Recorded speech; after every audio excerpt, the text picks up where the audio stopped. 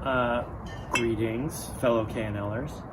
I wanted to talk about Château de Montfaucon today. We just received in the new shipment of the 2016 Baron Louis. Montfaucon is one of, if not our oldest producer that we've been working with in the Rhône Valley as a direct import. So they're based in Lirac. Lirac is just across the river from Châteauneuf-du-Pape. Sometimes they call it like Châteauneuf's little cousin. Lirac also was an AOC that was established not long after Châteauneuf, but it does not nearly get the attention that it deserves. And you can even see, like, strategically speaking, when Montfaucon was making their Baron Louis, it used to actually go as a Côtes du Rhône. And it wasn't until about the 2010 vintage when they actually used the appellation name Lirac, and then recently they actually shifted to the bottle style with the Lirac crest on it. So, how we came to start working with Montfaucon, Rodolphe de Pins met Clyde, they hit it off, and we were one of his first American customers. He had studied making wine at Vieux Telegraphe, he had worked at Henschke in Australia, he had studied in California, and so he went back to the family estate, which is the sort of famous three-walled castle. There's only a few of these in Europe, so it makes it distinctive and unique.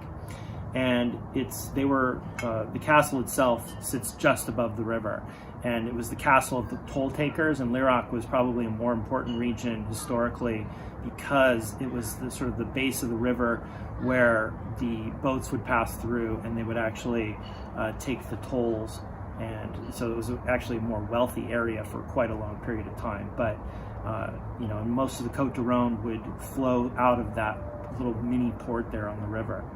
But anyways, I digress. So Baron Louis is kind of historically named for one of the progenitors of the estate, but it really wasn't until Rudy took over in like the mid-90s when they stopped selling their wines at the co-op and started bottling themselves, and that's because of his experience and in winemaking, that this was going to be his position, was to try to move forward and to try to elevate the property to a grand property in the Rhône Valley. And I think over these 20-some years, he's actually done quite a good job of getting there.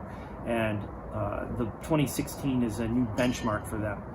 But they have a little library. They always release a little bit of wine to us from that library. So I actually brought in some 2009 to go alongside it.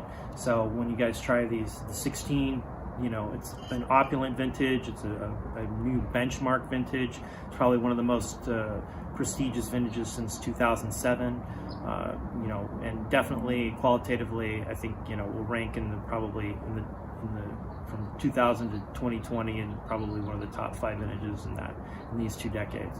So really outstanding, and I think captures that sort of essence of Lirac. Lots of black brambly fruits, a bit of black currant is usually kind of hiding in there, though there's a lot of red fruit in this as well. So I think you'll get some of that sensation and characteristic to it when you try it. The 09 is really interesting because it just 7 years of bottle age. I think you're going to really see that sort of transformation of what a complete Lirac should look like. So more of the potpourri, the dustiness, the spice come out in the wine. I think you're starting to develop some tertiary characteristics and get a little bit more nuance and depth of flavor. I think 9 is a solid vintage. It's not as strong as 16, and so I think this wine, probably the 16, should have a solid decade of freshness and brightness to it. And I also think that Rudy's winemaking prowess has just improved every year. Like every time I go, or we taste his wines, we find that everything just gets a little bit better incrementally every year, structurally, extraction of fruit, depth of flavor. And so I think that given more time, we're going to continue to see some fantastic wines that will continue to come out of this property. So in the short run, definitely no change in terms of our relationship here. I think this is still one of our strongest and longest relationships in France, and always a pleasure to have the new vintages on hand for you guys to try. So give me your feedback and let me know what you think.